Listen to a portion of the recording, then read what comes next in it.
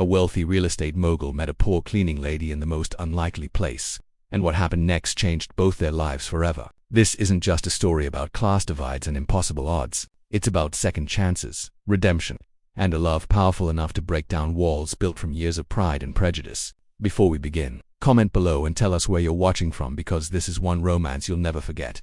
The day began like any other in the heart of Manhattan, streets buzzing with taxis, impatient horns echoing off skyscrapers, coffee carts lining the sidewalks, the whole city moving at a pace that didn't allow for hesitation. Inside the gleaming lobby of Vail Tower, the crown jewel of the Vail real estate empire, everything was polished perfection. The air carried the faint scent of expensive cologne and fresh-cut flowers arranged in towering vases. The marble floors reflected the golden sunlight pouring in through glass walls, making the entire place feel like a temple to wealth and power. Ethan Vail owned this world. Tall, broad-shouldered, dressed in a suit tailored to perfection, he strode through the lobby like a man accustomed to being obeyed. His dark hair was immaculate, his jawline sharp, his eyes the cold silver gray of someone who measured life in profits and losses. People stepped aside when he passed. Assistants trailed him, clutching tablets, whispering about meetings with foreign investors and architects waiting for his approval on a billion-dollar project in Dubai. Ethan didn't notice them. What caught his attention was the woman on her knees near the elevator bank, scrubbing the floor with a mop and bucket as though her life depended on. She wore a faded cleaning uniform 2 sizes too big. Her sneakers were scuffed, and her dark hair was pulled back into a messy bun. But it wasn't the uniform or the mop that made Ethan pause mid. It was the way she worked, swift, efficient, focused, like this small square of marble mattered in a way no one else could see. "Miss," he said finally, his voice carrying the kind of authority that made junior executives scramble. The woman looked up. Her eyes were a warm golden brown, steady but guarded, like someone used to life's hardships yet unwilling to surrender to them. "Yes?" she asked. Ethan frowned slightly. Most people stammered in front of him, offered nervous smiles, tried to impress him. She simply looked at him, waiting. "You're blocking the elevator," he said. Though there was plenty of space to walk around her, one corner of her mouth lifted, not quite a smile. "This one opens in 30 seconds. I'll be done before then." He checked his Rolex automatically. 30 seconds. 20 now, she said, ringing the mop quickly. "Plenty of time unless you're in the kind of hurry where waiting feels impossible." The audacity almost made him laugh, and Ethan Vail didn't laugh easily. When the elevator doors slid open, she rose smoothly, moved the bucket aside, and stepped back with quiet confidence. "After you," she said simply. Ethan entered the elevator, unsettled by a strange flicker of curiosity he didn't care to examine. Over the next few days, he saw her again, sometimes polishing brass railings, sometimes balancing on a ladder dusting chandelier, sometimes hauling trash bags far too heavy for her small frame. She never complained, never looked at him unless he spoke first. He learned her name when a security guard called out, "Maria, you forgot your jacket again." Maria. Simple, strong, it suited her. Ethan told himself he noticed only because she was different. She didn't gossip like the other staff or throw nervous smiles his way. She simply worked, shoulders straight, head high, as though she refused to be defined by the uniform she wore. And maybe that was why she kept drawing his eyes. One rainy morning, Ethan was in the lobby arguing with his sister Clara over the phone about their late father's estate. "Do you hear yourself?" Clara snapped through the receiver. "You think money fixes everything, Ethan? But it doesn't. It never did." He ended the call abruptly, jaw tight, only to notice Maria struggling with the mop bucket near the revolving doors. Rain blew in every time someone entered, leaving puddles she rushed to clean before anyone slipped. "Careful," he said before he could stop himself. "I've got it," she replied quickly, but the bucket tipped on the wet floor, and Ethan reacted instinctively, steadying it with one hand while the other caught her elbow to keep her from falling. For a brief moment, they were close enough for him to notice the faint scent of soap on her skin, the tired shadows under her eyes, the determined set of her jaw. "Thanks," she said, stepping back quickly as if she didn't want to owe him even that small debt. "You should have help," Ethan said. "There is no help," Maria replied simply, ringing the mop before getting back to work later. Ethan asked the building manager why one woman handled so much alone. "She signs up for extra shifts," the manager explained. "The single mother works hard, never complains." Single mother. The words stayed with him longer than expected after that. He started noticing more. The faint exhaustion in her shoulders, the way she refused to gossip like the others, the quiet dignity in every movement. Ethan Vail, who owned half the skyline, found himself timing his mornings so he might catch a glimpse of the woman who owned nothing but her somehow carried herself like that was enough. The turning point came the following week. Maria was wiping down a window ledge when she slipped on the freshly mopped floor. Before she could fall, Ethan was there, steadying her again. "That's twice now," he said. "You should be more careful." She straightened, cheeks slightly flushed. "And you should stop rescuing me. I can handle myself." Her voice was calm, but there was a spark beneath it, like she was challenging him without meaning to, for reasons he couldn't name. Ethan found himself saying, "Let me buy you a coffee." Maria blinked. "What? Coffee?" he repeated. "Across the street. It's freezing out." She hesitated. "I bring my own, then consider it a break," Ethan said, surprising himself with the insistence in his tone. For a long moment, she studied him like she wasn't sure whether to laugh or walk away. Finally, she said, "One coffee, on my break, nothing more." Ethan Vale, who closed billion-dollar deals without breaking a sweat, felt absurdly victorious over a $5 cup of coffee. The cafe smelled of roasted beans and something sweet drifting from the pastry case. Maria sat across from Ethan at a small table near the window, her hands curled around the paper cup like she was absorbing its warmth straight into her bones. Outside, the city moved with its usual frenzy, yellow taxis slicing through traffic, steam rising from subway grates, people clutching umbrellas as the winter wind pushed them along. It felt strange to Ethan, sitting here across from someone who wasn't a business partner, a lawyer, or a socialite trying to impress him. Maria didn't try to fill the silence with flattery or nervous chatter. She sat quietly, sipping her coffee, watching the snow swirl outside as though the man in the $1,000 suit across from her was just another stranger. "You live nearby?" Ethan asked finally. "Brooklyn," Maria said without looking at him. "That's a long commute for this weather." She shrugged. "The trains run early. I leave before my son wakes up so he doesn't have to see me rush out the door." That caught his attention. "How old is he?" "7. Her tone was simple, matter-of-fact, but there was a softness in her eyes when she said it, like the word itself carried the weight of her whole life. Ethan leaned back slightly. A single mother raising a boy while working endless shifts to pay rent, it wasn't the kind of life he could imagine. His own childhood had been a blur of boarding schools, nannies and cold, formal dinners where his father talked about legacy and investments rather than birthdays or baseball games. "Must be hard," he said quietly. Maria didn't flinch. "It is what it is. Hard doesn't pay the bills. Working does." He didn't know what to say to that. Ethan Vale was used to people complaining about things money could fix. But Maria didn't sound bitter or self-pitying, just practical. Like she had no time for dreams unless they came with a paycheck attached. When they left the cafe, the snow was falling harder. Maria pulled her thin jacket tighter. But the fabric was no match for the biting wind that came howling down Fifth Avenue. "Here," Ethan said, shrugging out of his coat before she could protest. "Take it." She froze. "I can't wear that. It probably costs more than my rent. It's just a coat, and I'm just fine," she said, though her trembling fingers betrayed her. Ethan didn't argue. He simply draped it over her shoulders and kept walking. For the first time, she didn't give it back right away. The next morning, Maria returned the coat, carefully folded, smelling faintly of detergent. "Thank you," she said simply. "You could keep it," Ethan offered. "I don't take things I didn't earn," she said, turning back to her work without another word. Ethan watched her for a long moment before heading toward the elevators. He couldn't remember the last time someone refused anything he offered. Over the next week, he found himself seeking her out without meaning to. He told himself it was coincidence when he passed through the lobby at the exact time she was mopping the entrance or dusting the window ledges. But deep down, Ethan knew better.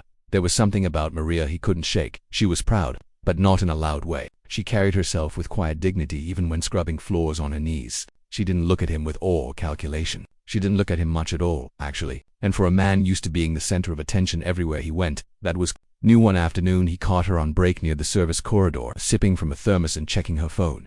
"You always work this many hours?" Ethan asked. Maria didn't look up. "Rent doesn't care about hours."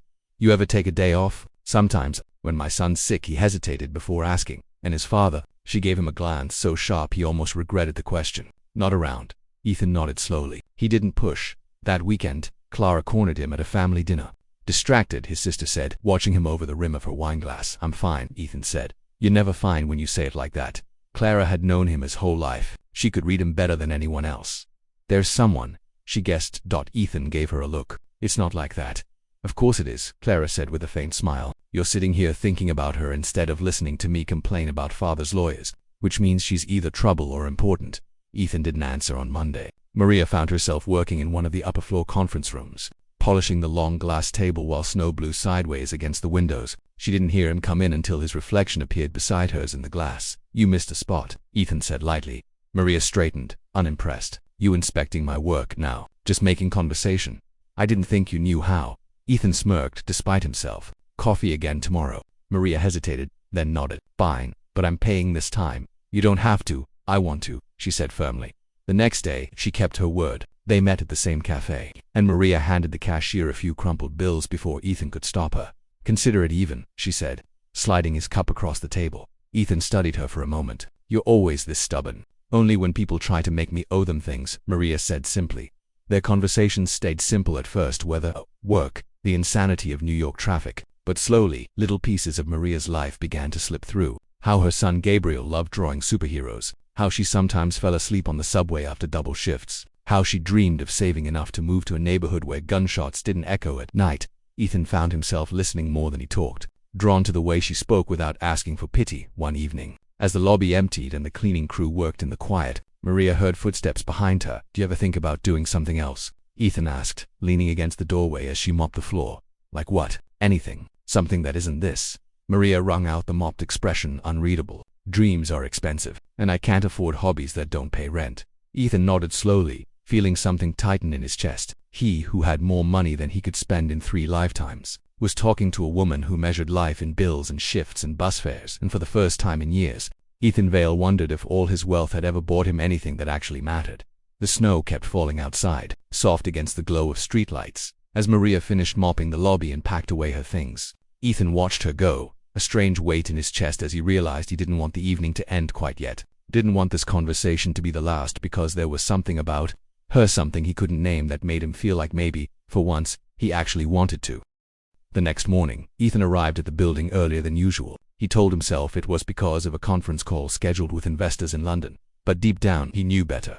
Maria was there, of course. She always was, pushing her cleaning cart through the lobby, hair pulled back in its usual bun, uniform neat despite the faded fabric. She nodded at the security guard, at the receptionist, at the delivery man hauling boxes toward the service elevator, but not at Ethan. Not until he spoke first. "Morning," he said, stepping into her path. Maria glanced up, eyebrows raised slightly. "You're here early." "So are you," he replied. She smirked faintly, one corner of her mouth lifting. "I live here. Remember, you work here," Ethan corrected. "Same difference," Maria said. Pushing her cart around him, he watched her go, that same mixture of irritation and fascination building in his chest. People didn't walk away from Ethan Vale, not in meetings, not in negotiations, not in life, but Maria did. Later that day, during a break between meetings, Ethan caught her in the corridor outside the conference rooms. She was wiping down the glass doors, her reflection bending and stretching in the tall panes. "You always this busy?" he asked. Maria didn't look at him. "You always this curious?" Ethan smiled faintly. "Maybe." She shrugged. "I work your watch. Everyone has their role." The comment stung more than it should have. "I could change that," Ethan said before he realized how it sounded. Maria paused, cloth in hand, eyes narrowing slightly. "What's that supposed to mean?" "I mean," he hesitated, aware of how many assumptions lay beneath his words. "Do you ever think about doing something else? Something better?" Maria gave him a long, level look. "Better usually costs money I don't have. So, no." Ethan didn't know what to say to that. Over the next week, the snowstorms grew worse. The city felt muffled under thick gray skies, the streets lined with dirty slush where cabs hissed through puddles. Inside Vale Tower, though, everything remained pristine, polished floors, warm lights, the faint scent of lemon cleaner drifting through the air. Maria kept working. She was always moving, scrubbing, sweeping, hauling, dusting. Her hands were red from the cleaning chemicals, her uniform frayed at the seams, but she never slowed down, and Ethan kept noticing. One evening, as the last executives filed out and the building settled into its nighttime hush, he found her in the lobby polishing the brass railings. "You ever stop?" he asked, watching her work. That Maria didn't look up. "You ever stop giving orders?" He smirked despite himself. "Fair enough." She finished the railing, packed her supplies, and pulled on her thin jacket. Outside, the wind howled down the avenues, scattering snow in dizzying swirls. "Where do you live again?" Ethan asked as they walked toward the doors. "Brooklyn," Maria said. "That's a long trip this late." She shrugged. "Trains run all night." Ethan hesitated before saying, "I could have a car take you." Maria stopped, eyes narrowing. "Why?" "Because it's freezing," he said simply. She shook her head. "I don't need favors." "It's not a favor. It feels like one," Maria said. "And I pay my own way." With that, she pushed through the revolving doors and disappeared into the snow.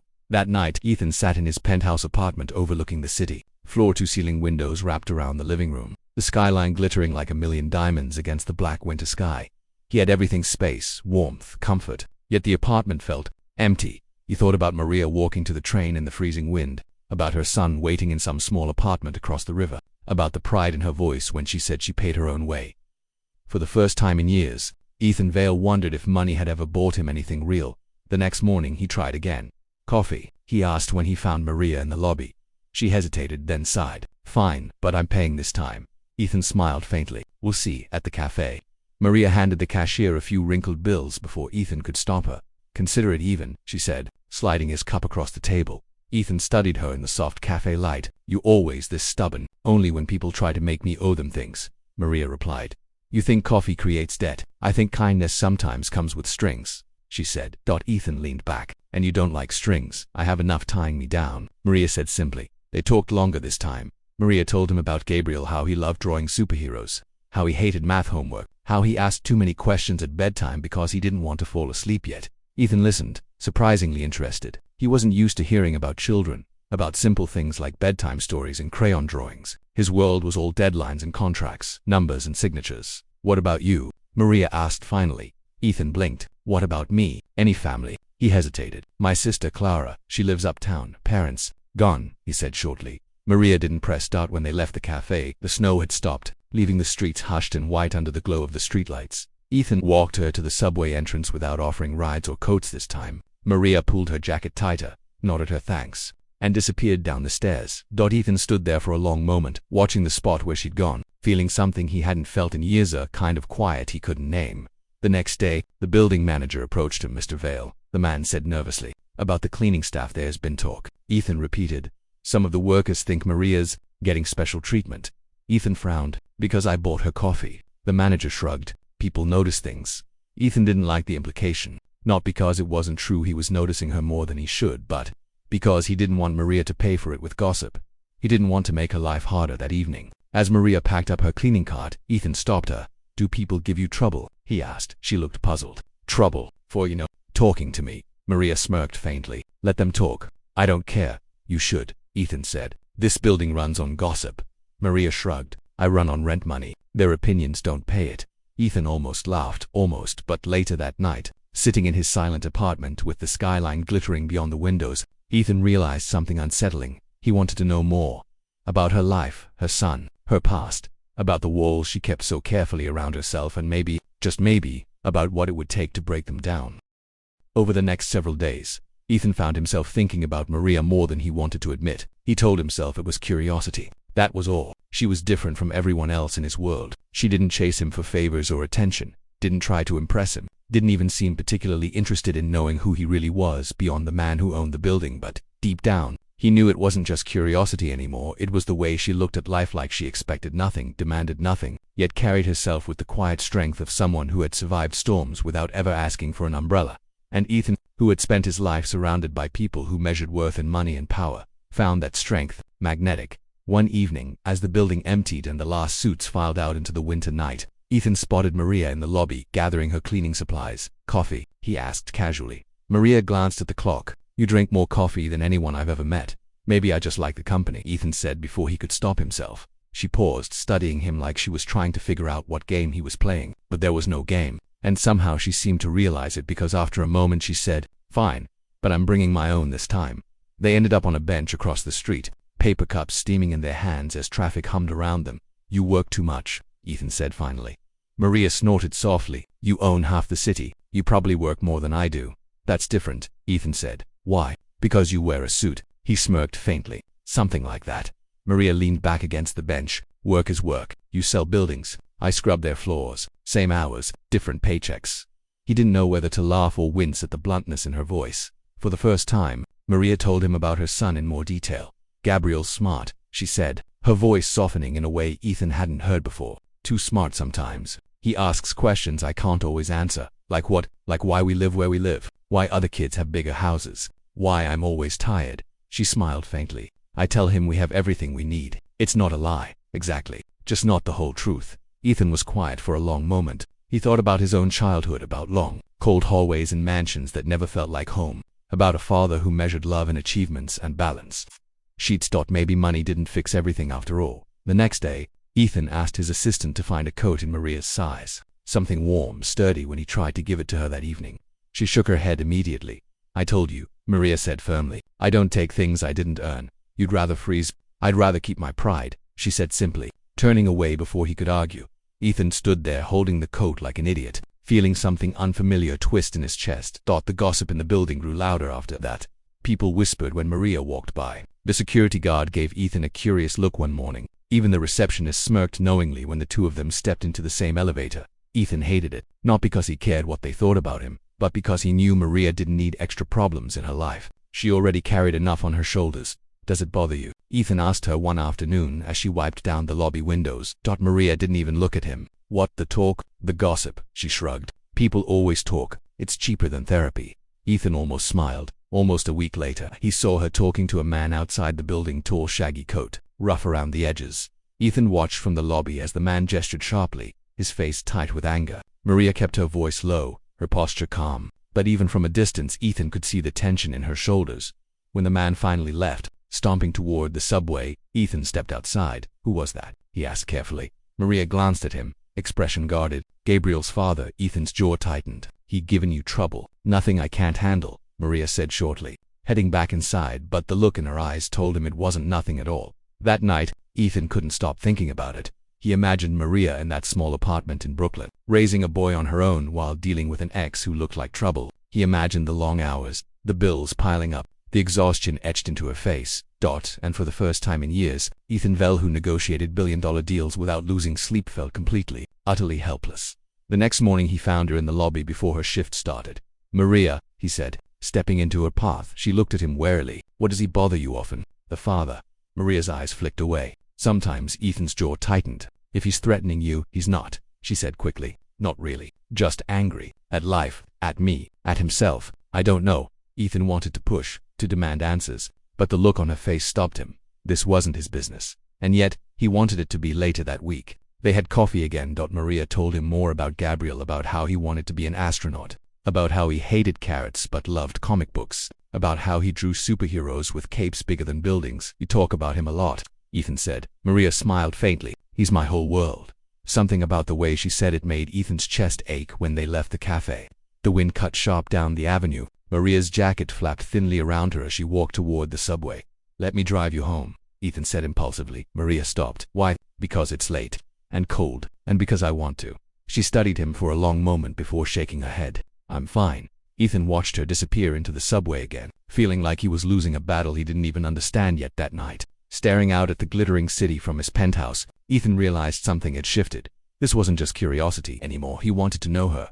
Really know her. Her struggles, her dreams. The walls she kept so carefully around herself. And for the first time in his life, Ethan Vale wondered if he was willing to let someone close enough to know him back.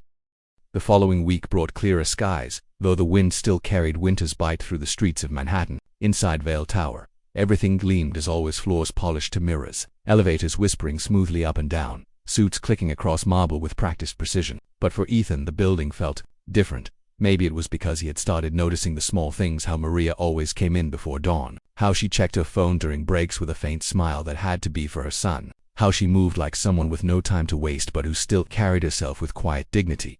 He'd told himself more than once that this fascination needed to stop. He was Ethan Vale. He didn't get distracted. Not by business rivals, not by socialites at galas, and certainly not by women who scrubbed his lobby floors at 6 in the morning, but every time he saw her, something in him stilled. One evening, as most of the staff cleared out for the day, Ethan found Maria cleaning the windows in one of the executive corridors. She was balanced on a small ladder, hair escaping her bun, sleeves rolled to her elbows as she worked methodically across the glass. You ever take a day off? Ethan asked, leaning casually against the wall.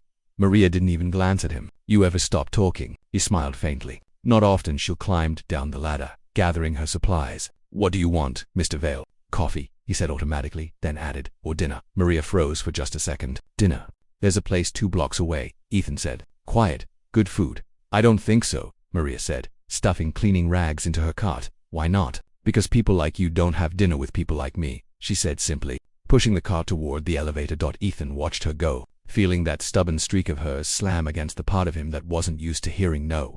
2 nights later, Maria agreed. She didn't say why. Maybe because Ethan kept asking. Maybe because it was a Friday and her son was spending the evening with a neighbor. They met at the small restaurant tucked between a bookstore and a flower shop. Maria wore the same coat she always did, hair still pulled back, no makeup, no pretense. Ethan wore his usual tailored suit but without the tie. The collar opened just enough to soften the edges of his usual boardroom armor, over plates of pasta and warm bread. Maria talked a little more than she had before. About Gabriel's school, about the rising rent in Brooklyn, about how she sometimes dreamed of becoming a teacher before life turned into bills and double shifts. You'd be good at it, Ethan said honestly. Maria gave him a skeptical look. You don't know that. I've seen you, Ethan said. You have patience, discipline. That's rare. She didn't respond right away. as if unsure whether to take the words as a compliment or a distraction. After dinner, Ethan offered to walk her to the subway. "You don't have to," Maria said. "I want to," Ethan replied. They walked in silence for a while, the city buzzing softly around them. Streetlights cast golden halos onto the wet pavement where snowmelt glistened like thin glass dot at the subway entrance. Maria paused. "Thank you," she said finally. "For dinner?" Ethan asked. "I don't know. For listening, maybe," he nodded, though something inside him twisted because he wanted to say more but didn't know how. The following Monday, the building manager cornered Ethan in the lobby. Double quotes, "Mr. Vale," he began awkwardly. "There have been comments." Ethan's expression cooled instantly. "About what?" "About you and Maria," the man said carefully. "Some of the staff think well. They talk, let them," Ethan said flatly. But the irritation burned hotter than he expected. Not because of the gossip itself, but because Maria didn't deserve it. She worked hard enough without whispers trailing after her every time she crossed the lobby that evening. Ethan found her gathering cleaning supplies near the storage room. "Does it bother you?" he asked. Maria didn't look up. "What, the gossip?" The stares, she shrugged. "People always need something to talk about. You shouldn't have to deal with it," Ethan said. Maria finally met his eyes. "You think I care what they say? I've got rent due on the 1st and a kid who needs new shoes. Let them talk. Their opinions don't pay my bills." There it was, again, that blunt, steady practicality that made Ethan feel like his entire world of boardrooms and skyscrapers was made of glass next to hers. A few days later, Maria came to work with tired eyes and slower steps than usual. "Everything okay?" Ethan asked carefully. "Just a long night," she said, avoiding his gaze. "Gabriel, he had a fever," Maria admitted. "Better this morning, though." "Neighbor watched him while I took the early train." Ethan felt something sharp twist in his chest. He couldn't remember the last time he worried about anyone like that. Maybe never. That Friday, he drove her home for the first time. Maria protested. "Of course, but the buses were running late and the temperature had dropped below freezing." She gave in reluctantly, sitting stiffly in the passenger seat of his black sedan as the city lights streaked past the windows. Her neighborhood in Brooklyn was a world away from the glittering skyline Ethan called home. Narrow streets, old brick buildings with fire escapes clinging to the sides, kids playing soccer under a flickering streetlight. Maria led him up 3 flights of creaking stairs to a small apartment that smelled faintly of soup and laundry detergent. "This is it," she said, unlocking the door. The living room was tidy but worn secondhand furniture, drawings taped to the fridge, a stack of schoolbooks on the table. "Mr. Vale," a small voice came from the hallway. Ethan turned to see a boy with dark hair and wide brown eyes peeking around the corner. "Gabriel, this is my boss," Maria said, hesitating slightly over the word. "Hi," Gabriel said shyly. "Hey kid," Ethan said, unsure what else to say. Gabriel studied him for a moment before disappearing back into his room, leaving Ethan standing there feeling strangely out of place in his own $1,000 shoes. When Ethan left later that evening, Maria walked him to the door.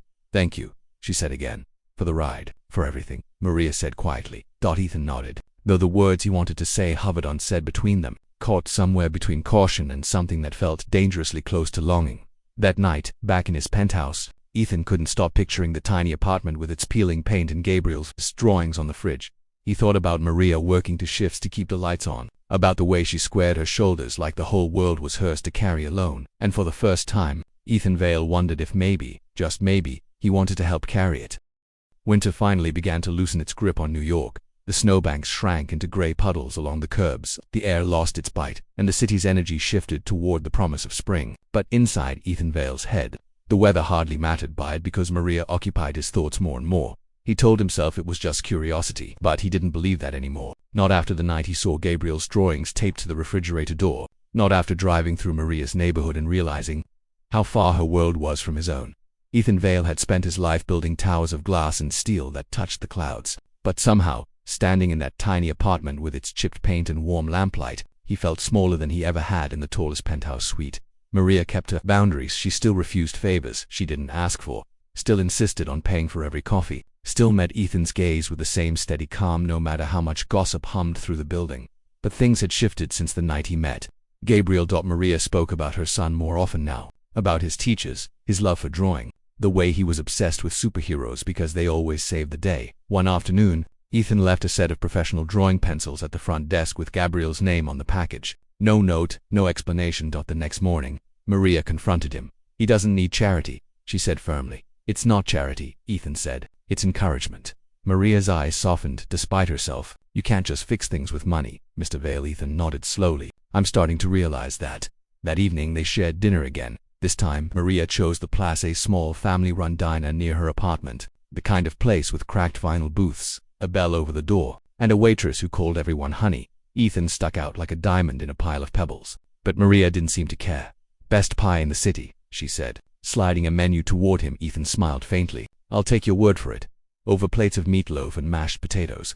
Maria talked about how Gabriel wanted to be an astronaut one week and a firefighter the next. How she worried about keeping him out of trouble when he got older. How sometimes, late at night after Gabriel was asleep, she wondered if this working, paying bills, collapsing into bed was all life would ever be. "You ever want more?" Ethan asked quietly. Maria hesitated. "Of course. But wanting doesn't change rent prices." When Ethan drove her home afterward, Gabriel was still awake, waiting by the window. "Mr. Vale," the boy called when they walked in. Ethan smiled, despite himself. "Hey kid, shouldn't you be in bed? Mom said you used to play basketball," Gabriel said, eyes wide.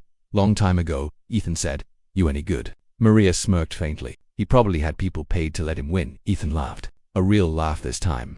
The kind that felt strange and unfamiliar in his own chest. Over the next few weeks, Ethan found excuses to stop by Maria's neighborhood, sometimes to drive her home, sometimes to bring Gabriel comic books, sometimes for no reason at all except that he wanted to.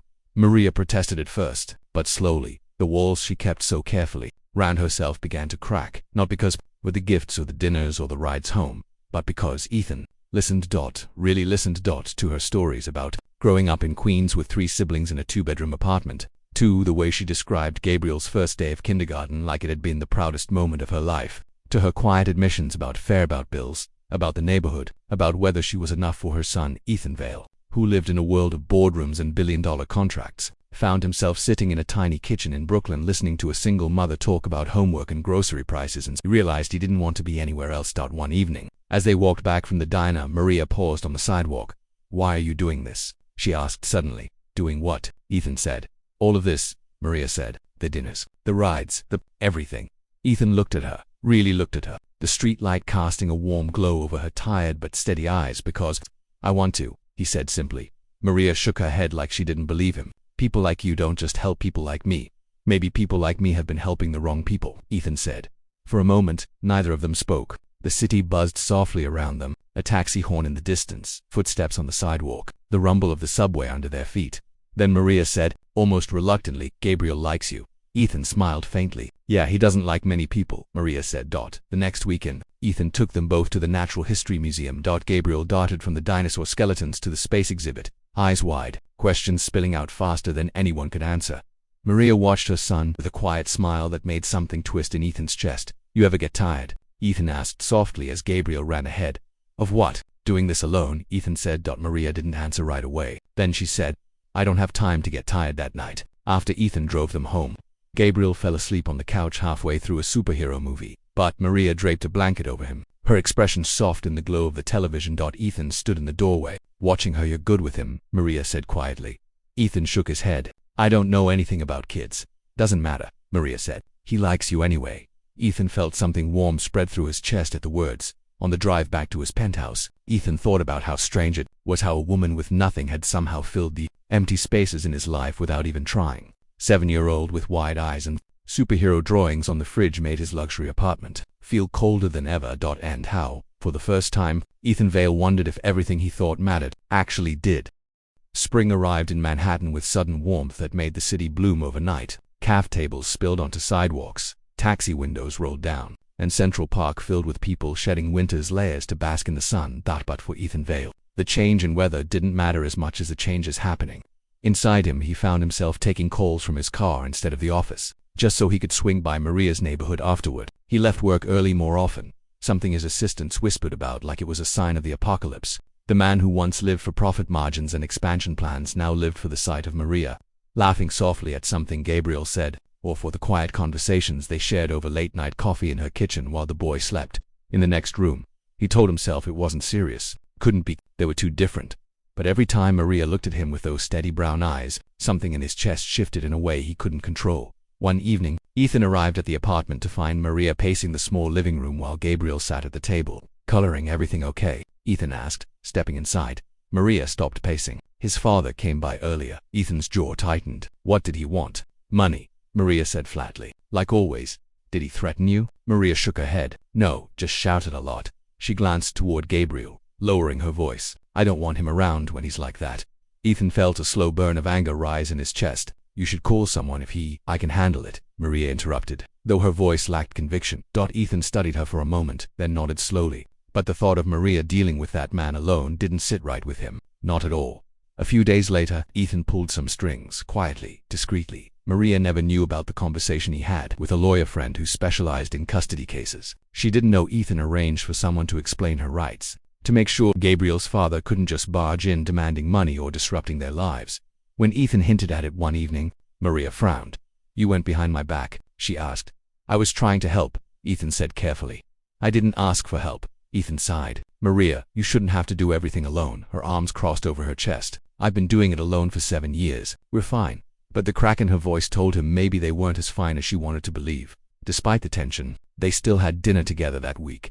Gabriel chatted about school while Maria kept giving Ethan that look, the one that said she didn't know whether to thank him or throw him out for interfering. After Gabriel went to bed, Maria washed dishes while Ethan leaned against the counter. "You always have to fix things?" she asked finally. Ethan hesitated. "I guess I'm used to being able to." Maria shook her head. "Not everything can be fixed with money and lawyers." "Then tell me how to help," Ethan said softly. Maria looked at him for a long time before saying, "Just be here, that's all." Something in Ethan's chest tightened at her words, because for a man who measured life in deals and contracts, just being there felt bigger than anything he'd ever done. Spring melted into early summer. Ethan took Gabriel to his first baseball game, bought him a glove and taught him how to throw a ball in the park. Maria watched from the sidelines, arms crossed, pretending she wasn't smiling as much as she was. "You're spoiling him," she said afterward. "He's a good kid," Ethan replied simply. Maria glanced at him. "You're good with him?" Ethan didn't answer right away. He was thinking about how natural it felt, sitting in the grass with a 7-year-old explaining the rules of baseball, like it was something he was supposed to have been doing all along. One evening, Clara cornered him at a family event.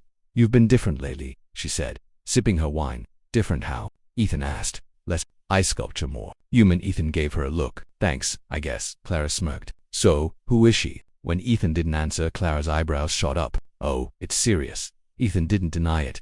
That weekend, Maria invited him to a small street fair in her neighborhood. Ethan stuck out in his crisp white shirt among the food stalls and music, but Gabriel dragged him toward every game booth, demanding he win prizes. By the end of the afternoon, the boy had a giant stuffed bear, and Ethan had caramel on his shoes from a toppled apple. Maria laughed the whole way home.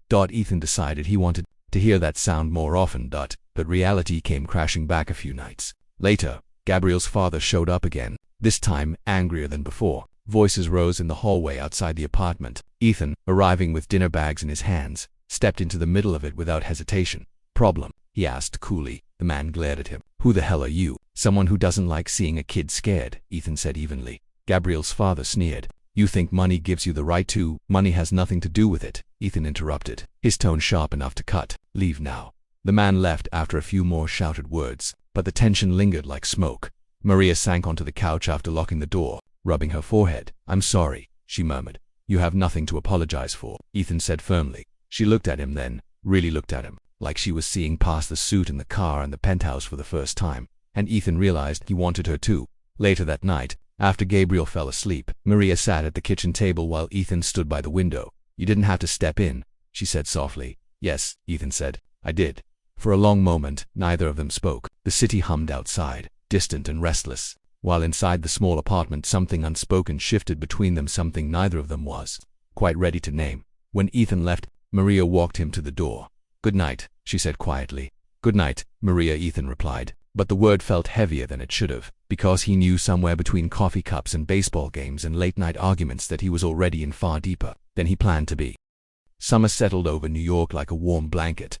Long evenings, stretching golden light across the streets. The city buzzed with energy, outdoor concerts in the parks, cafe tables spilling onto sidewalks, kids laughing through open fire hydrants, spraying arcs of water into the heat.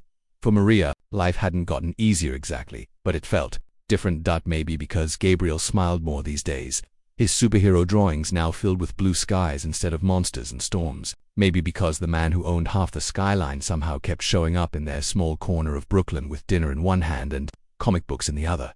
Ethan Vale, billionaire real estate mogul, was slowly becoming part of a life that had never asked for him, and yet, somehow, he fit. Gabriel's father didn't come back after that last confrontation. Whether it was fear, guilt, or the quiet legal pressure Ethan had arranged behind the scenes, Maria didn't know. She didn't ask, but the silence he left behind felt like breathing. fresh air after years of holding it in, Maria noticed. Things she hadn't before: how peaceful the apartment felt in the evenings now, how Gabriel laughed louder when Ethan was around, how she no longer tensed at every knock on the door, and maybe, though she wouldn't admit it yet, how she looked forward to Ethan's visits too. One Saturday, Ethan took them both on a ferry ride to Staten Island just because.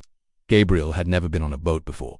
The boy leaned over the rail, eyes wide as the skyline shrank behind them. "It's like the city's made of Legos," he shouted over the wind.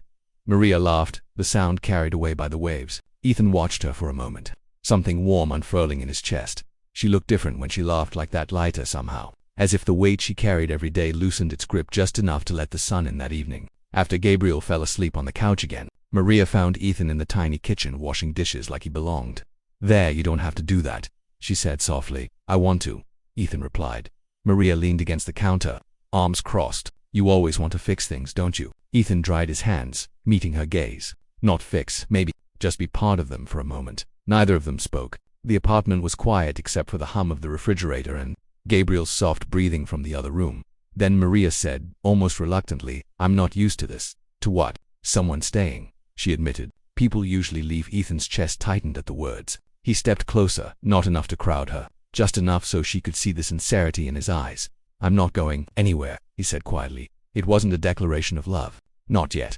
But it was the first promise Ethan Vale had made in years that had nothing to do with contracts or skyscrapers or boardrooms, and Maria believed him. Over the next few weeks, things shifted slowly. Naturally, Ethan still ran his empire, still wore his $1,000 suits and signed deals that made headlines, but in the evenings, he found himself in a Brooklyn apartment eating spaghetti at a wobbly kitchen table while Gabriel told him about science projects and superhero comics. Maria still worked long hours, still refused help she didn't earn, still carried herself with that same quiet strength. But sometimes, when Ethan picked her up after a late shift, she let herself rest her head against the car window on the ride home. And for Ethan, that small gesture felt like the biggest victory of all. One night in late August, Clara visited the apartment for the first time. Maria opened the door to find a woman in designer heels holding a bottle of wine and wearing an expression of mild curiosity. "You must be Clara," Maria said. "And you must be Maria," Clara replied with a smile. "I've heard a lot about you. Hopefully not from the building gossip," Maria said dryly, stepping aside. Clara laughed. "Oh, definitely from them, but also from Ethan, which is why I had to see for myself." Ethan rolled his eyes as Clara swept inside like she owned the place. But Maria noticed the way Clara's expression softened as Gabriel proudly showed her his drawings, as if she realized this wasn't some passing distraction for her brother. After Clara left, Maria stood on the small balcony while the city hummed below. Ethan joined her, leaning on the railing beside her. "She likes you," he said. Maria smirked faintly. "She told me you're impossible to deal with most of the time, so I guess I'm flattered." Ethan chuckled softly. "She's not wrong." As summer faded toward fall, the changes kept coming. Maria picked up fewer extra shifts now that she wasn't paying off hospital bills Gabriel's father used to ignore. Gabriel started at a better school thanks to a quiet scholarship Ethan arranged without putting his name on it. And Maria started to smile more. Not because life was suddenly easy. It wasn't. The rent still came due. The hours at work were still long. And the future still felt uncertain sometimes. But now, when Ethan sat at her kitchen table with Gabriel explaining constellations from a library book, or when he waited outside the building to drive her home after a double shift, or when he simply listened without trying to fix everything, Maria realized her life didn't feel quite so heavy anymore. One evening in early September, Ethan walked Maria home after dinner. The air was cooler now, the first hints of autumn slipping into the breeze. At the apartment door, Maria hesitated before turning to him. "I used to think people like you and people like me lived in different worlds," she said quietly. Ethan studied her face in the glow of the hallway light. "Maybe we do." Maria smiled faintly. "Maybe, but somehow, we're here anyway." Ethan reached for her hand, then, slowly, giving her time to pull away if she wanted. She deaned single quotes. Inside, Gabriel was already asleep, the TV flickering softly in the corner. Maria stood in the doorway for a moment, watching her son, before looking back at Ethan. For the first time, there was no hesitation in her eyes, because this wasn't about skyscrapers or bank accounts or the life Ethan Vale had, built in glass and steel. It was about late-night coffees, baseball games, ferry rides, and a boy who believed superheroes always saved the day. And maybe, Maria realized as Ethan closed the door behind them, sometimes they did. If you loved Ethan Vale and Maria's journey, rate this story from 0 to 10 in the comments and subscribe for more incredible tales of love against all odds. Don't forget to hit the notification bell so you never miss another story. Thank you for watching, and remember, sometimes the richest hearts belong to those who have the least, and the strongest love grows in the most unexpected places.